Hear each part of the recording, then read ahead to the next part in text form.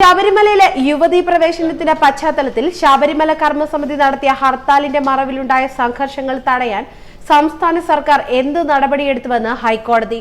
ഹർത്താൽ ഗുരുതര പ്രശ്നമാണ്. കഴിഞ്ഞ വർഷം കേരളത്തിൽ 97 ഹർത്താലുകൾ നടന്നുവെന്നത് വിശ്വസിക്കാൻ കഴിയാത്ത കാര്യമാണെന്നും കോടതി നിരീക്ഷിച്ചു. ഹർത്താലുകൾ ഉണ്ടാകുമ്പോൾ കടകൾക്ക് സംരക്ഷണം നൽകണമെന്ന് ആവശ്യപ്പെട്ട് വ്യാപാരികൾക്ക് വേണ്ടി ബിജു രമേശും മറ്റൊരു വ്യക്തിയും സമർപ്പിച്ച ഹർജി പരിഗണിക്കുകയായിരുന്നു കോടതി. ഹർത്താലുകൾ ഗുരുതര പ്രശ്നമാണ്. സംസ്ഥാനത്തിന് കോടികളുടെ നഷ്ടമാണ് ഹർത്താൽ മൂലം ഉണ്ടാകുന്നത്. സുപ്രീം കോടതിയും ഹൈക്കോടതിയും ഇക്കാര്യത്തിൽ നിരവധി നിർദ്ദേശങ്ങൾ പുറപ്പെടുവിച്ചെങ്കിലും ഒരു കാര്യവുമില്ല. ഹർത്താൽ ഇന്നൊരു തമാശയായി മാറിയിരിക്കുകയാണ്. ഹർത്താലുകൾ ഓഫീസുകളുടെയും സ്കൂളുകളുടെയും പ്രവർത്തനങ്ങൾ തടസ്സപ്പെടുത്തുകയാണ്. ഹർത്താലുകൾക്കെതിരെ ജനവികാരം ഉയരുന്നത് കാണുന്നില്ലേ എന്നും കോടതി ചോദിച്ചു.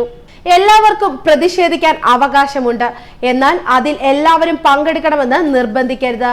ഹർത്താലുകളുടെ മറവിൽ നടക്കുന്ന അക്രമങ്ങളും ഗൗരവകരമായ വിഷയമാണ്. അക്രമങ്ങൾ തടയാൻ സമഗ്രമായ പദ്ധതികൾ നടത്തണം. ഹർത്താലിന്റെ മറവിൽ നടക്കുന്ന അക്രമങ്ങൾ ഭരണഘടനാ വിരുദ്ധമാണെന്നും കോടതി നിരീക്ഷിച്ചു. ഇക്കാര്യത്തിൽ സംസ്ഥാന സർക്കാരിന്റെ നിലപാട് എന്താണെന്നും കോടതി ചോദിച്ചു.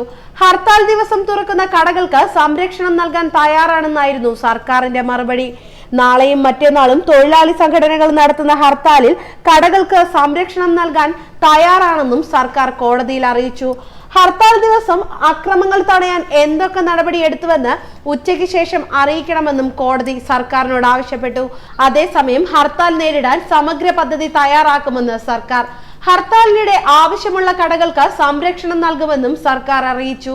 ശബരിമലയിൽ യുവതികൾ കയറിയതിനെ തുടർന്ന് ശബരിമല കർമ്മസമിതി പ്രഖ്യാപിച്ച ഹർത്താലിൽ കേരളത്തിൽ പരക്കെ അക്രമമാണ് നടന്നത്. ഹർത്താൽ ദിനത്തിലെ അക്രമങ്ങളിൽ വൻ നാശനഷ്ടമാണ് റിപ്പോർട്ട് ചെയ്തത്. 1.4 കോടി രൂപയുടെ നാശനഷ്ടം കേരളത്തിലുണ്ടായി എന്നാണ് പോലീസ് പറയുന്നത്. 223 അക്രമ സംഭവങ്ങളിലാണ് ഇത്രയധികം നാശനഷ്ടങ്ങൾ ഉണ്ടായതെന്ന് പോലീസ് മേധാവി ലോക്നാഥ് ബെഹ്റ വ്യക്തമാക്കി. കൊല്ലം റൂറൽ ജില്ലയിലാണ് ഏറ്റവും കൂടുതൽ നാശനഷ്ടങ്ങൾ ഉണ്ടായത്.